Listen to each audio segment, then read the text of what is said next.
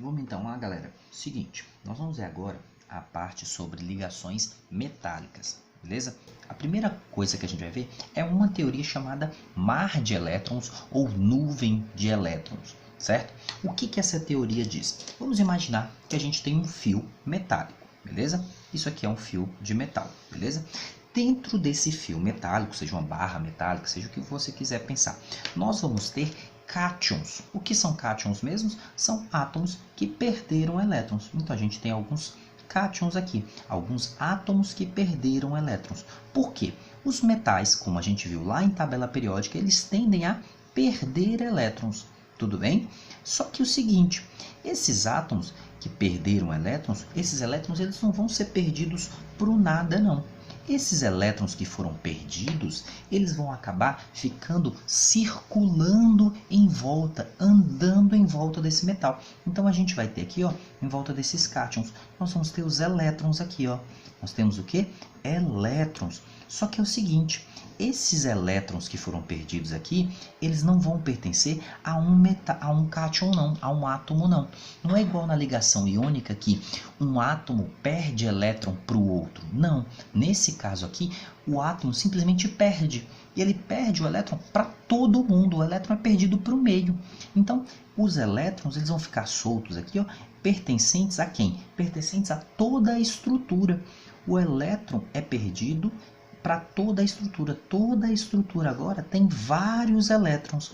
E justamente ter esses elétrons pertencentes a toda a estrutura é o que dá as características que a gente tem para o metal. A gente diz que os metais eles são os bons condutores de eletricidades. Por quê? Porque eles têm esses elétrons para permitir eles caminharem. A gente diz que a corrente elétrica é a movimentação de cargas. Os elétrons vão caminhando ao redor, né? Caminhando pelo fio aqui. Isso é uma corrente elétrica. E todo material que é condutor elétrico também é condutor térmico. Então, justamente ter esse mar de elétrons permite a condução térmica que os metais têm.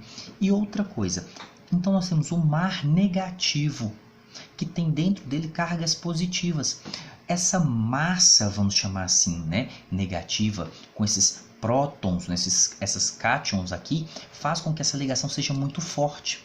Essa ligação aqui sendo muito forte, dá a característica para os metais de ter o que? Um alto ponto de fusão, um alto ponto de ebulição, eles serem muito resistentes à tração. Então, as características que os metais têm são explicadas por essa teoria aqui que a gente tem. Aí que tá.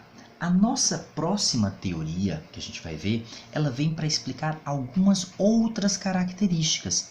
Principalmente a característica que a gente vai dizer entre a questão magnética. Porque existem alguns metais, né? Não só metais, mas existem alguns materiais que a gente vai dizer que são diamagnéticos, paramagnéticos ou ferromagnéticos. Essa diferença magnética se dá e vai ser melhor explicada pelo que a gente chama de teoria das bandas. Teoria das bandas. Só que aqui é o seguinte, para nós entendermos bem essa teoria das bandas, é preciso a gente entrar numa discussão de uma outra teoria, uma teoria quântica, uma teoria chamada de teoria dos orbitais moleculares, abreviado pela sigla TOM, que não tem nada a ver com o meu nome, né? Infelizmente não fui eu que fiz, né? Mas essa teoria do orbital molecular, ela é o seguinte, ela não é uma teoria que é muito cobrada nos vestibulares tradicionais, no Enem. Ela é muito cobrada, muito não, né? Ela é cobrada normalmente em vestibulares bem específicos. ITA, IME, geralmente são esses lugares que cobram. Então, o que eu vou fazer aqui? Eu não vou entrar na teoria do orbital molecular, não. Eu vou explicar a teoria de bandas de uma forma que vocês consigam entender essa teoria, mesmo sem saber essa ideia da teoria do orbital molecular. Isso aqui, né, teoria do orbital molecular, é tópico para uma outra aula, para um outro momento específico, porque não é tópico para a gente ficar preocupando. Não é tópico, é dos vestibulares tradicionais, beleza? Em uma outra aula, um outro momento, a gente discute essa teoria dos orbitais moleculares, tá? Mas vamos lá. Então, a teoria principal que vai explicar as ligações metálicas é a ideia da nuvem de elétrons. Nuvem de elétrons. A nuvem de elétrons, tudo bem? A teoria da nuvem de elétrons é o que vai explicar as principais características. Mas existe essa ideia da teoria de bandas. O que seria essa teoria de bandas? Ela é o seguinte, para nós entendermos melhor nós vamos fazer o seguinte. Vamos pegar um material, nós vamos pegar um material que a gente sabe que é um condutor, ou seja, um metal. Vamos pegar, por exemplo, o lítio. Vamos pegar, por exemplo, o lítio, que é um metal, que tem número atômico 3. Só para a gente exemplificar, pode ser qualquer metal, mas pegando ele porque ele é pequeno, só para ficar mais fácil mesmo a distribuição eletrônica. 1s2, 2s1, tudo bem? Então nós temos aqui, onde que tá o elétron de valência? O elétron de valência está aqui, ó, 2s, tudo bem? Está em 2s. O que que acontece? Se a gente for pensar, a ideia dos orbitais, ela trabalha, desde lá de Bohr, apesar que Bohr não falou nada de orbital, ele falou de órbita, mas desde Bohr a gente já sabe que os elétrons têm energia, não é isso? E a ideia dos orbitais também vai dizer isso. Nós vamos calcular a energia provável, a probabilidade de encontrar os elétrons, não é isso? O que que a gente tem que pensar? Que se a gente tiver um gráfico de energia, certo? Que é energia, essa energia vai ter um valor. Nós vamos colocar aqui, ó, um valor aqui, tudo bem? Colocamos um valor aqui. Esse aqui é o valor que a gente tem para esse elétron. A gente só tem um elétron, colocamos uma setinha aqui para cima, certo? Porque aqui nesse caso nós só temos um átomo, que eu vou chamar aqui, ó, de quantidade de átomos, x1, certo? O que que a teoria, vai dizer para a gente? Nós vamos pegar como se a gente fosse montar um fio de lítio. Só que é um fio que tem apenas a espessura de um átomo. Então nós vamos fazer o quê? Nós vamos pegar aqui, ó, juntar um átomo com outro átomo, com outro, isso infinitas vezes. Tudo bem? Vamos juntar infinitas vezes. Só que para ficar mais fácil, para a gente não ficar representando isso várias vezes, nós vamos juntar dobrando. Então nós pegamos aqui primeiro um átomo de lítio tem uma energia só. Quando a gente juntar dois átomos, nós vamos ter 1s2, 2s1, só que isso duplicado duas vezes. Ou seja, nós vamos ter dois orbitais desse, certo? Então nós vamos ter, em vez de ter só um nível de energia, nós vamos ter dois níveis de energia, tudo bem? Porque nós estamos juntando dois orbitais, porque são de dois átomos, certo? Então nós vamos ter um gráfico aqui agora. Nós vamos ter um gráfico aqui agora, de energia, mostrando essa energia, certo? Só que como a gente está juntando dois orbitais, nós vamos ter um orbital que vai ter uma energia menor e um orbital que vai ter uma energia maior, tranquilo? E aí, como a gente está juntando dois átomos, a gente fala que a gente tem aqui x2, tranquilo? Só que a gente vai pegar agora e vai juntar agora não só dois átomos, vamos juntar 4 átomos para a gente fazer isso. Então, se a gente for pegar aqui, nós vamos juntar 4 átomos, nós vamos ter 4 orbitais, tudo bem? Nós vamos ter 4 orbitais. Aí, nesses 4 orbitais, nós vamos colocar aqui, ó, 2 deles vão ter baixa energia, enquanto 2 deles vão ter alta energia. 2 deles vão ter alta energia, certo? E aqui nós temos x4, beleza? E agora nós vamos juntar 8 átomos disso aqui. E nós vamos ter lá o mesmo gráficozinho de energia. Energia. Só que agora nós vamos ter 8 átomos. Desses 8 átomos, 4 deles terão baixa energia, enquanto 4 deles terão alta energia.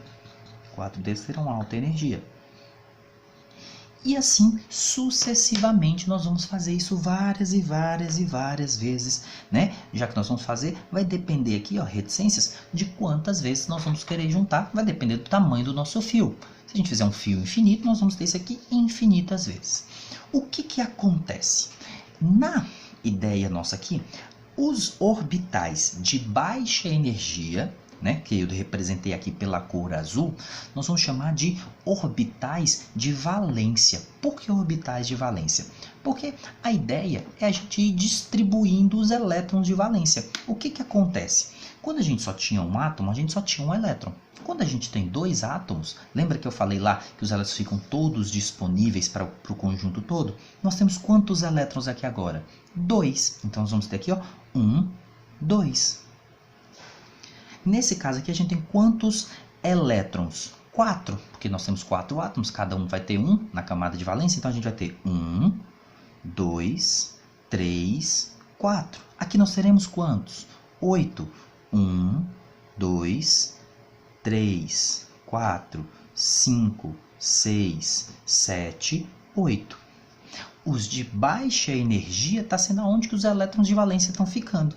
Já esses orbitais onde os elétrons não estão ficando, nós vamos falar que eles são, né, orbitais de condução. Por que de condução? Porque eles estão vazios. E quando houver a condução de eletricidade, os elétrons vão sair desse nível de valência para esse nível de condução, que é o nível de maior energia. Tudo bem? Nós chamamos isso, né, pela teoria do orbital molecular, lá pelo tom que eu falei que não precisa preocupar, de orbital ligante e orbital antiligante. A ideia não é você preocupar, de novo, isso é uma coisa muito específica, mas é porque tem uma questão ou outra que aparece esses nomes, ligante, antiligante. A ideia de falar aqui com você é só para você falar assim, ah tá, é aquele negócio que eu não preciso preocupar. Beleza? Então, orbital ligante, orbital antiligante é da teoria de bandas. Não precisa se preocupar. Num outro momento, se você quiser se aprofundar, você assiste a aula nossa para a gente ver. Tudo bem? Mas nesse momento aqui, é só falar que é de baixa energia e alta. Né? Sempre tem um que é baixo, que está mais para baixo, e o que tem alta, que está mais para cima. Acabou. Basicamente é isso. Certo? O que acontece? Quando a gente vai juntando aqui e a gente tem um nível de energia muito grande, né? Um nível de energia não, um número de átomos muito grande, perdão, e a gente tem lá Xn, ou seja, tem um número muito grande, N, né? Infinitos átomos aí, nós vamos ver o seguinte, as camadas, a quantidade que a gente vai ter ser tão grande que vai parecer que não existe espaço entre as camadas, vai ter muita camada, né? Aqui, ó, um monte de camadinha junta, todas elas bem juntas. E aqui também vai ter um monte de camadinha, todas elas bem juntas, todas elas bem juntas. Colorir aqui, vão estar aparecendo tão bem juntas. O que acontece? Quando a gente junta uma parte, né, várias camadas de valência, com várias camadas, né, de valência, várias uma com a outra, ou de condução uma com a outra, a gente forma o que a gente vai chamar aqui, ó, de banda de valência, banda de valência. E a parte de cima aqui nós vamos chamar de banda de condução, banda de condução. O que é a banda de valência? É o conjunto de várias camadas de valência. E o que é a banda de condução? É a união de várias camadas de condução, que é onde os orbitais que estão livres. Tudo bem? Beleza. Se você observar, parece que não tem espaço entre a banda de valência e a banda de condução. Então, nesse caso, não havendo espaço aqui, nós vamos chamar isso aqui de quê? Nós vamos chamar isso aqui, esse material, de condutor. Um material ele é condutor quando o espaço que existe entre a banda de valência e a banda de condução é muito pequeno. É muito pequeno. Existe um espaço, como eu falei, isso aparentemente parece que não tem, porque está muito aqui, a quantidade é muito grande, mas existe o espaço, só que esse espaço é muito, muito pequeno. Beleza? Aparentemente não existe espaço, né? É porque a quantidade, a diferença de energia deles aqui é muito pequena.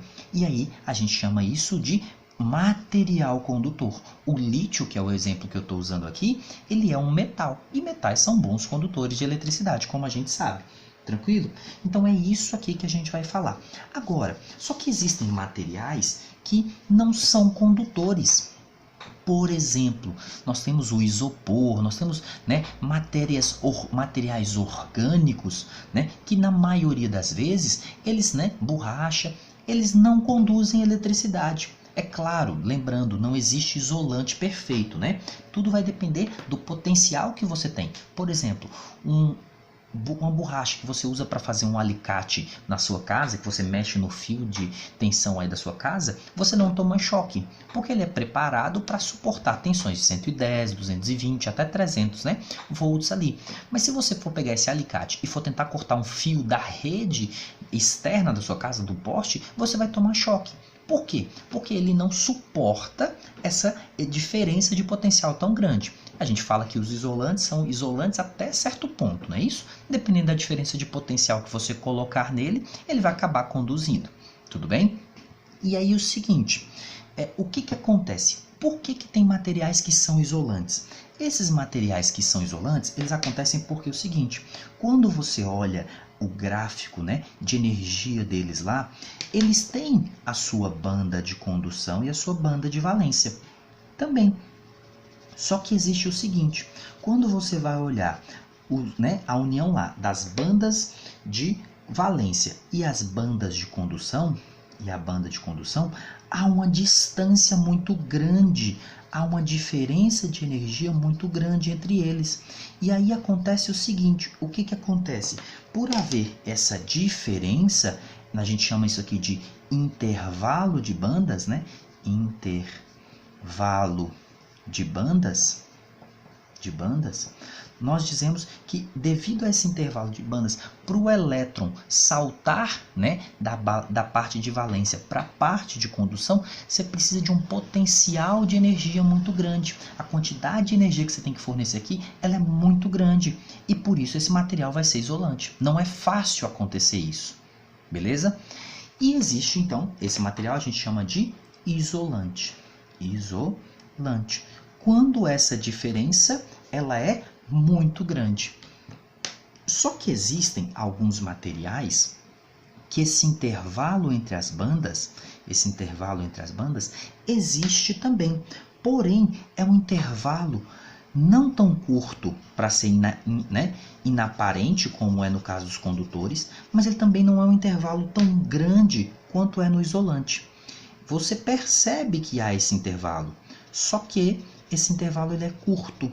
E quando esse intervalo é curto, né, por exemplo, esse caso aqui, ó, a gente diz que esse material, a gente tem um intervalo de bandas, né, um intervalo de bandas aqui, ó, um intervalo de bandas curto, a gente diz que esse material é um semicondutor.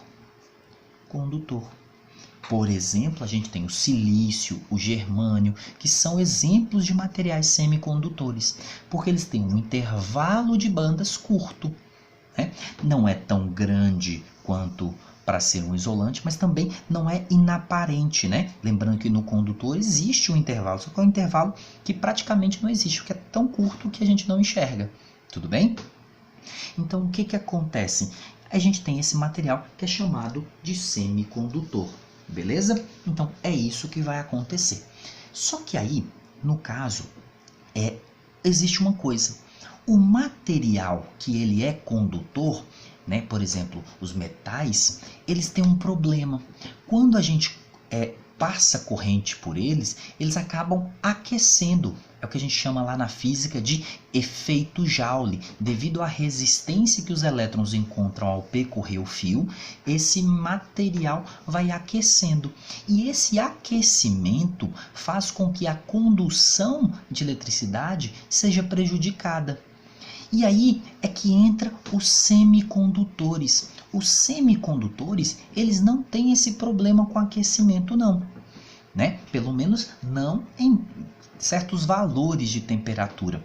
De certo modo, os semicondutores, eles para determinados aumentos de temperatura, não é em qualquer, mas para determinados aumentos de temperatura, eles melhoram a sua condução. E aí por isso que a gente utiliza, né, por exemplo, o silício para fazer placas de computadores, porque eles são semicondutores. E aí você consegue, de certa forma, torná-lo mais quente e tornar a condução de eletricidade ali melhor. Só que o semicondutor, existe essa diferença aqui. Existe essa dificuldade para o elétron saltar. E aí entra um processo em que a gente chama de dopagem. O que é a dopagem? Dopar nada mais é do que o quê? Melhorar.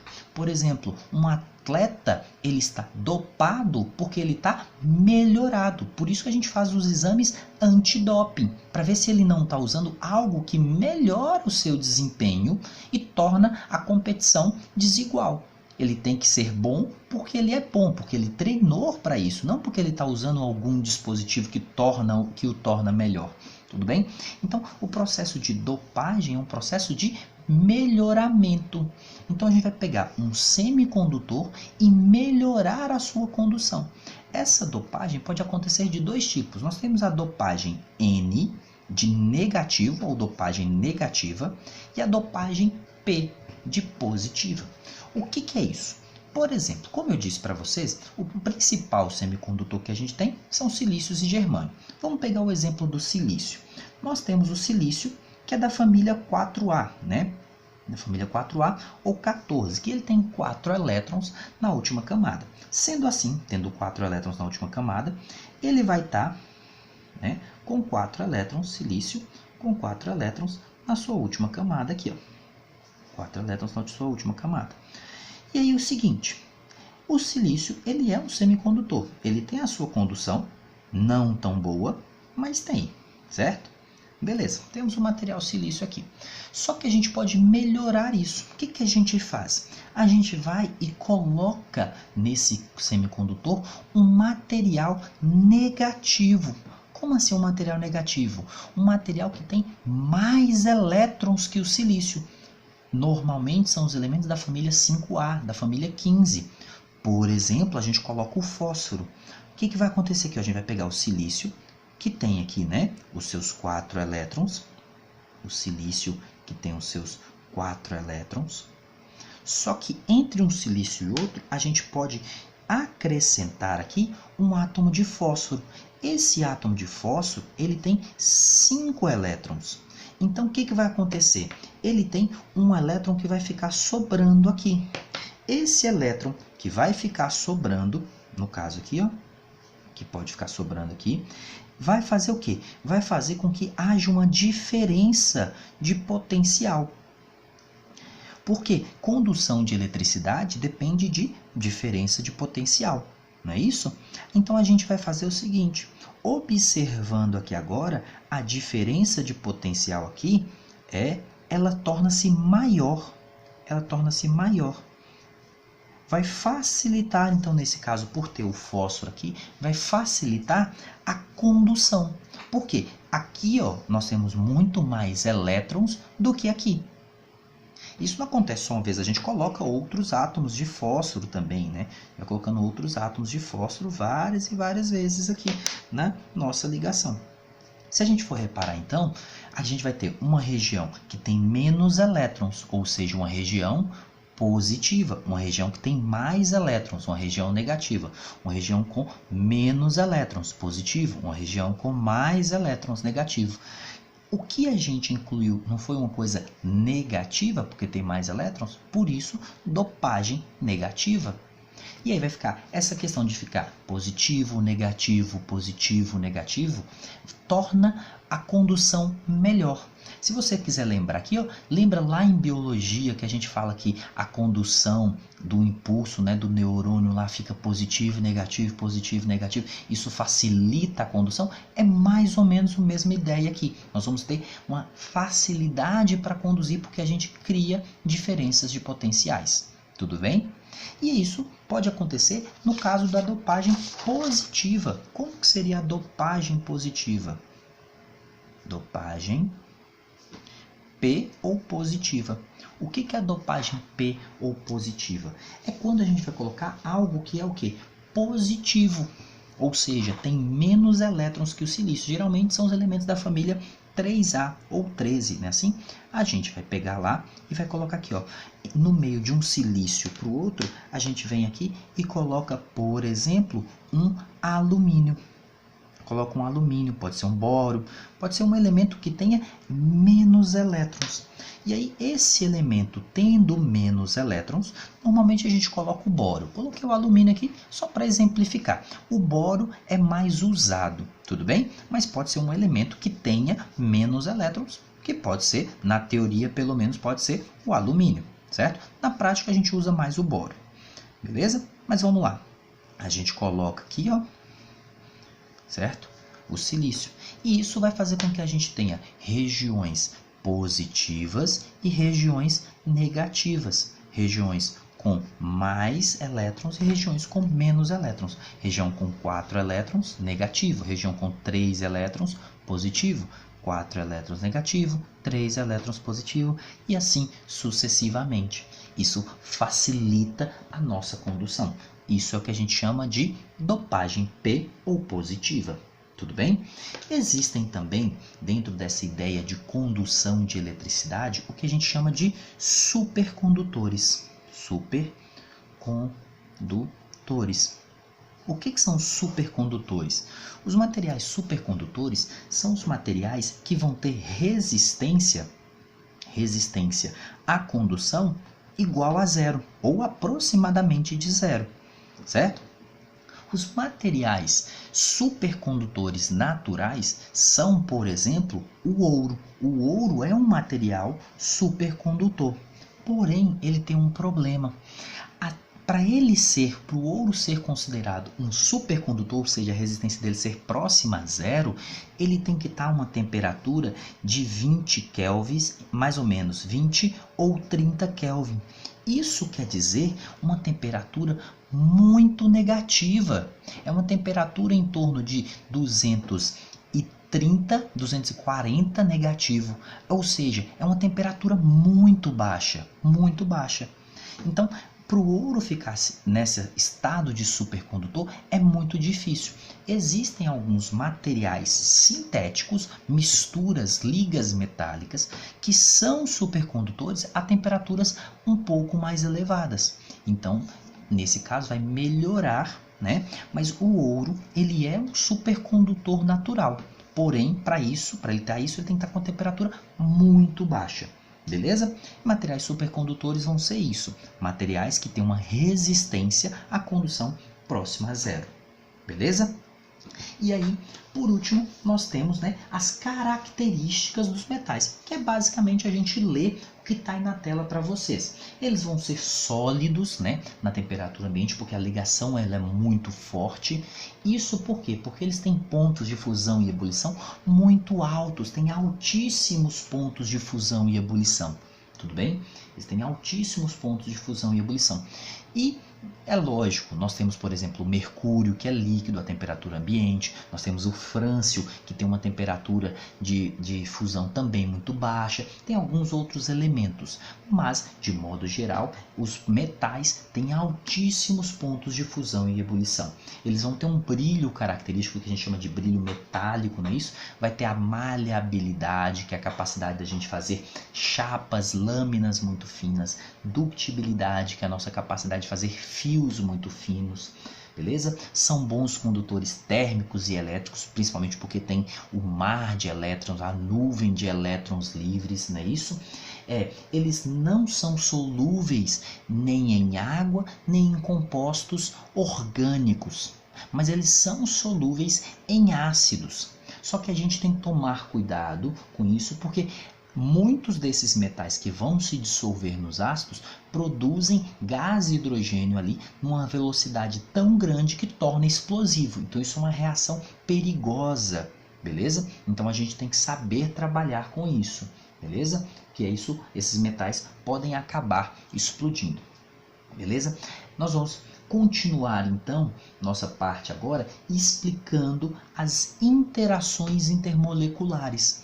Bom, e a partir dessas interações intermoleculares, como que a gente consegue saber qual a substância vai ter um maior ou um menor ponto de fusão e ebulição, tá bom?